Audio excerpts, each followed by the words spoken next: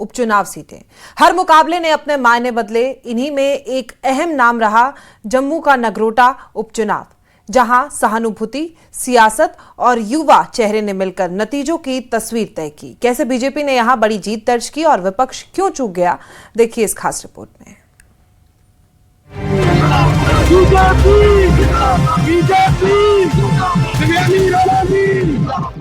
साल 2025 में जम्मू कश्मीर में बडगाम और नगरोटा दो विधानसभा सीटों पर उपचुनाव हुए।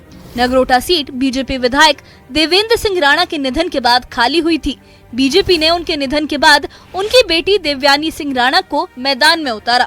11 नवंबर को मतदान हुआ और 14 नवंबर को आए नतीजों ने नगरोटा की सियासत को नई दिशा दे दी। 2025 की अगर हम बात करें तो सियासी तौर पर जम्मू कश्मीर में बाई पोल्स हुए, राज्यसभा पोल्स भी हुए, लेकिन जो दो वैकेंट सीटें थी असेंबली की, उनको भी भरा गया। ये वैकेंट सीट्स थी, अगर हम जम्मू की बात करें तो नगरोटा की थी।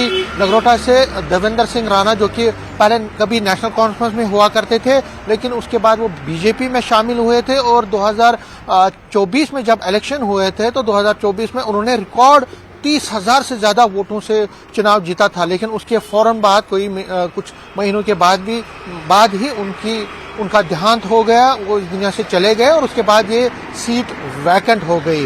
इस तरह से बडगाम की सीट भी वैकेंट हो गई थी उमर अब्दुल्ला के वहां से रिजाइन करने के बाद, क्योंकि वो 2 सीटों से चुनाव जीते थे।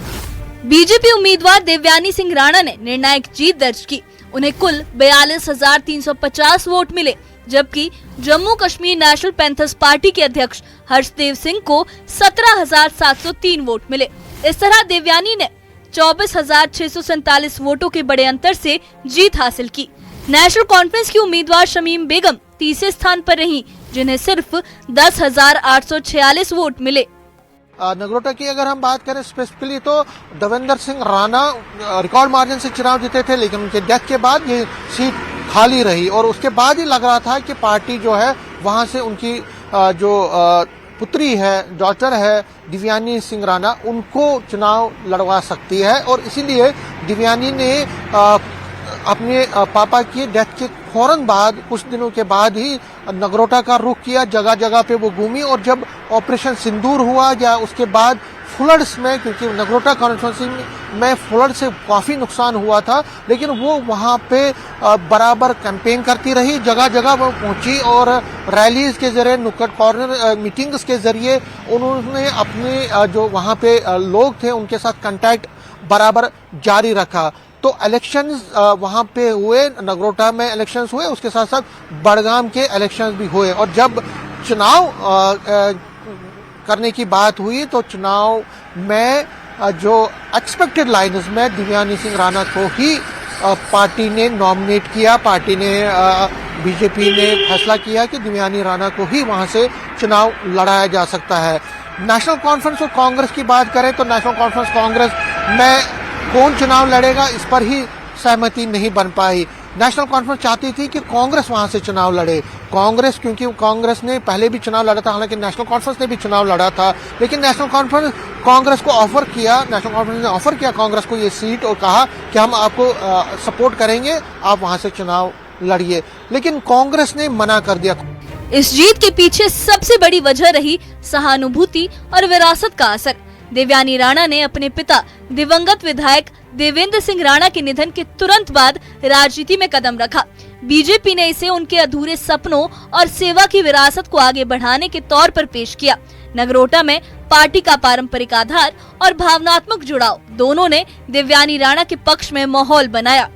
चुनाव हुए, बहुत ही जबरदस्त कैंपेनिंग हुई। अगर हम बीजेपी की बात करें तो देवयानी राणा ने जबरदस्त कैंपेनिंग की वहां पे और उस कैंपेनिंग का हिस्सा डॉक्टर जितेंद्र सिंह, जो के बाद उनके चाचा भी हैं, यूनियन मिनिस्टर भी हैं। इस तरह से जो पार्टी के कदावर बाकी नेता हैं, वो भी नेशनल लेवल के, जो तारुण चूक जैसे नेता जो कि इंचार्ज हैं जम्मू कश्मीर के, वो भी, उमर अब्दुल्ला भी वहां पे आए। उमर अब्दुल्ला ने भी अपने पार्टी के कैंडिडेट के हक में एक रैली की, लेकिन उस दिन उनकी माइक ही रह गई थी, माइक ही बंद हो गई थी। वो भी एक बड़ी ही मिस्टीरियस कहानी है। अगर हम हर्षदेव की बात करें तो उन्होंने अपने दम पे चुनाव लड़ा और अपने दम पे ही उन्होंने वहां पे कैंपेनिंग की, जबरदस्त कैंपेनिंग हुई, जगह जगह पे रैली मीटिंग्स हुई नगरोटा में, और कैंपेनिंग के बाद वोटिंग हुई और वोटिंग के बाद रिजल्ट्स आ गए। चुनावी रणनीति भी इस जीत का अहम पहलू रही। नगरोटा में मुकाबला त्रिकोणीय रहा, बीजेपी, जेकेएनपीपी और नेशनल कॉन्फ्रेंस के बीच। विपक्षी वोटों का एकजुट न होना बीजेपी के लिए फायदेमंद साबित हुआ। इसके साथ ही युवा चेहरा होने का फायदा भी देवयानी राणा को मिला। उन्होंने रोजगार, बेहतर शिक्षा और महिला सशक्तिकरण जैसे मुद्दों पर फोकस किया, जिससे युवाओं और महिलाओं का समर्थन उन्हें मिला। नगरोटा बाईपोल जब हुए, उसमें जो वोटिंग हुई और उसके बाद जब रिजल्ट्स आए तो वो एक्सपेक्टेड लाइन्स में भी थे और चौंकाने वाले भी थे।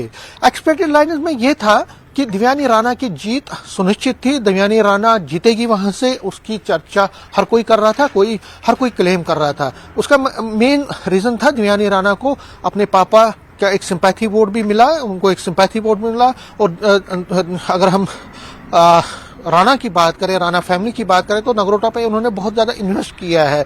अगर हम उनके पापा की बात करें देवयानी राणा के, तो उन्होंने लगातार जब नेशनल कॉन्फ्रेंस में भी थे या एमएलए के तौर पर या एज ए लीडर के तौर पर भी नगरोटा को उन्होंने बहुत ज्यादा तवज्जो दी थी और नगरोटा वो जगह जगह पे घूमते थे। नगरोटा को अपनी एक फैमिली मानते थे राणा।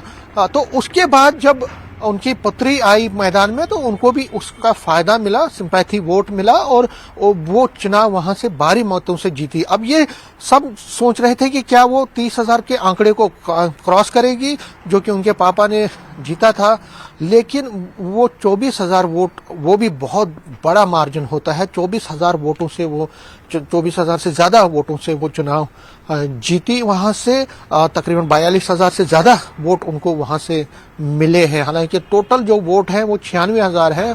96,000 में भी तकरीबन 80,000 लोगों ने वोट डाला था, उसमें उनका जो जीत है वो तकरीबन 24,000 से ज्यादा थी।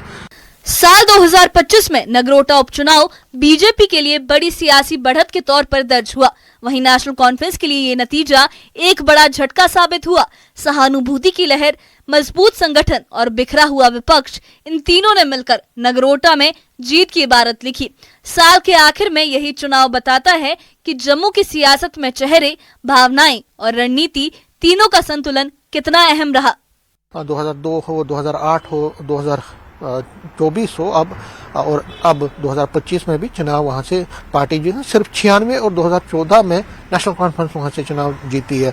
तो कहीं ना कहीं पार्टी के लिए एक बहुत बड़ा एक बूस्ट मिला है, क्योंकि अब फिर के 29 मेंबर हो गए और बीजेपी ने अपना गढ़ बचा लिया। जो उनका ट्रेडिशनल होल्ड है जम्मू में, उसको उन्होंने बचाया।